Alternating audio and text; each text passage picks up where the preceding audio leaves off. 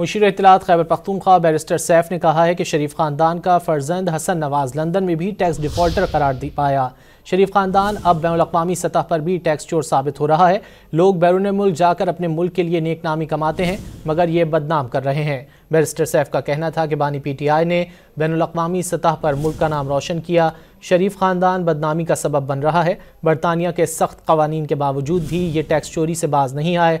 आधा खानदान लंदन में और आधा पाकिस्तान में टैक्स चोरी में मसरूफ़ है। शरीफ खानदान माजी में भी मनी लॉन्ड्रिंग में मुलव्वस रहा। मुशीर इत्तलात ने मजीद कहा कि कौमी ख़जाने को लूट कर मनी लॉन्ड्रिंग के ज़रिए रकम बैरून मुल्क मुंतकिल कराना इनका वतीरा है। हुक्मरानी पाकिस्तान में है मगर जायदादें बैरून मुल्क बनाई जा रही हैं।